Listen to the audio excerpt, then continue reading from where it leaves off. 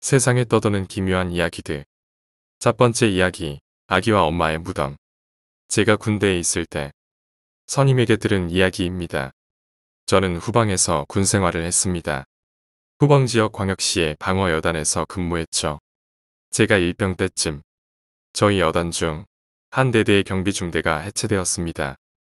해체의 이유는 천마 미사일이 후방까지 보급되면서 기존의 승전포를 해체하며 경비중대도 같이 해체한 뒤 사단 직할의 방공소대가 경비를 서는 것으로 작전이 바뀌었기 때문이었습니다.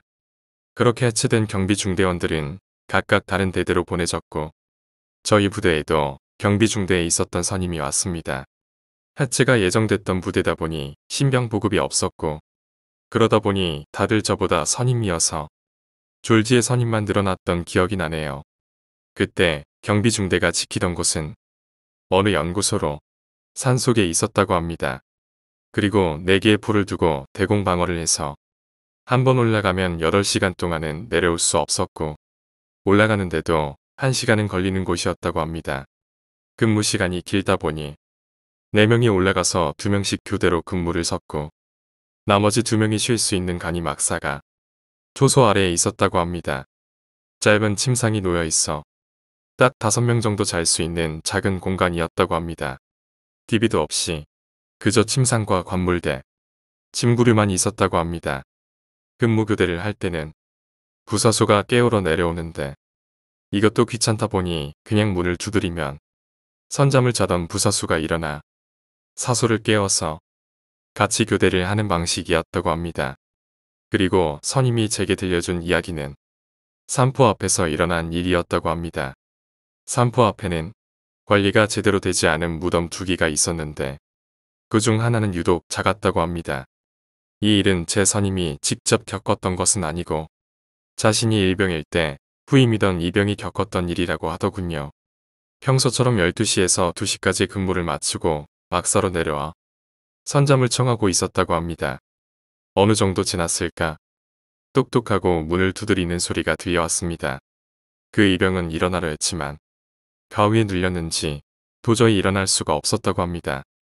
근무교대 때 꼼짝 못하고 있으면 분명 선임에게 혼날 것이라 생각하며 온 힘을 다해 가위에서 벗어나려 했지만 아무리 노력해도 가위는 풀리지 않았습니다.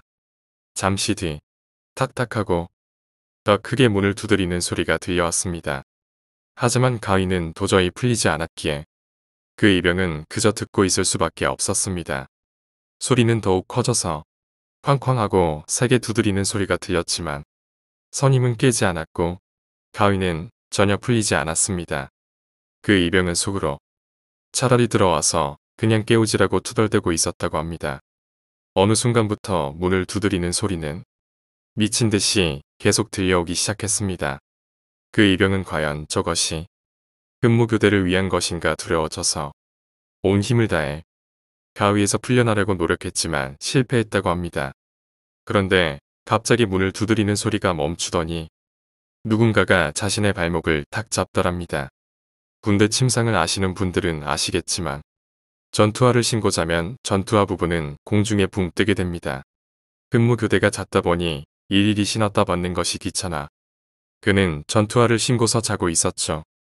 그때부터 막 몸이 부들부들 떨리는데 도저히 발쪽을 내려다볼 용기가 나지 않았다고 합니다. 눈을 감고 어떻게든 가위를 풀려고 노력하는데 자신의 발을 잡은 손이 성큼성큼 다리를 타고 올라오는 것이 느껴지더랍니다.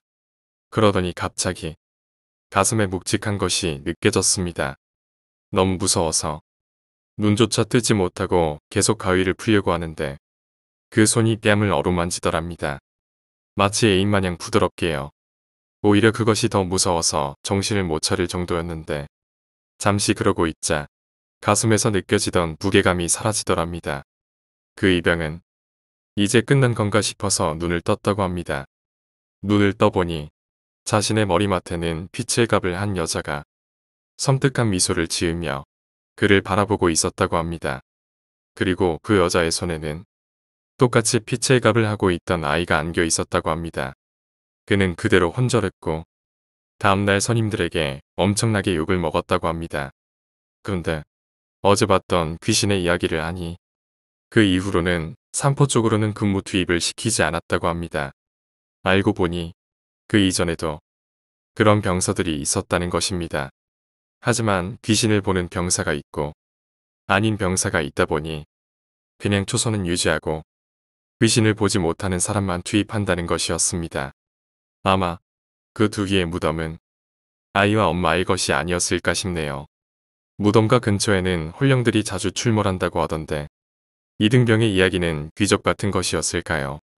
두 번째 이야기, 아이들의 집착. 연휴의 손자들이 기성하지 않아 외로우셨던지 할머니와 통화 도중에 흥미로운 이야기를 들었다. 아이들은 무언가에 집착을 보이곤 한단다. 그 대상은 물, 불, 돌 이렇게 셋으로 나뉘고 주로 남자한테서 자주 나타난다고 한다. 각각 위험이 있기에 아이가 무엇에 집착을 보이는지 알아두기 위해서라도 시골에서 생활해 볼 필요가 있다고 말씀하셨다. 그 중에 가장 위험한 것이 물에 집착하는 아이라고 한다. 그런 아이들은 아무 때나 강 같은 데로 놀러 간다. 이유 하나 없이 이끌린다고 말하는 게 옳을지도 모른다. 나는 계류 낚시를 좋아해서 자주 강을 찾곤 했는데 어릴 적에는 할머니에게 조심하라는 이야기를 자주 듣곤 했다. 혼자서는 가지 말라고 말이다. 다만 물고기를 구워 먹으려 소나무가 지난 라이터, 소금 같은 것을 가지고 다니고 이야기도 자주 나누다 보니 나중에는 할머니도 이해해 주셨다. 내가 흥미있는 것은 물이 아니라 물고기 쪽이고 굳이 분류하자면 불을 좋아하는 쪽이라고 한다. 미신 같은 거라기보다는 통계적이고 현실적으로 물을 좋아하는 아이는 그만큼 익사하는 비율도 높다고 한다. 그렇기 때문에 물에 집착하는 아이에게서는 눈을 떼서는 안 된다는 것이다. 낚시를 하는 사람이라면 공감할 수 있을지 모르겠는데 강변에 서서 낚싯줄을 내리고 수면을 보고 있자면 멍하니 정신을 놓을 때가 있다. 문득 정신을 차려보면 발밑에 물고기가 놓여있고 놀랄 만큼 스스로가 자연스럽게 뒤적여 있던 기분이 든다. 어쩌면 그런 시간이 위험한 것일지도 모르겠다. 불에 집착하는 가장 파악하기 힘든 성향이라고 한다. 숨어서 담배를 피운다던가 하는 쪽으로 발산되니까 본인 스스로도 자신이 불을 보고 싶은 것인지 담배를 피우고 싶어 하는 것인지를 자각하지 못한다고 한다. 스스로가 불을 좋아한다는 걸 알아차리는 건 혼자 있다가 무의미한 불장난을 하는 경우라고 한다. 나는 완전히 이쪽 성향이라 초등학교 때 아무 이유 없이 라이터를 갖고 싶어 했다. 터보 라이터나 오일 매치 같은 불 피우는 도구들을 이래저래 사 모으기도 했다. 라이터가 좋아서 그런다고 느낄 때도 있었지만 지금 와서 돌아보면 불에 매료되어 있었던 것 같다.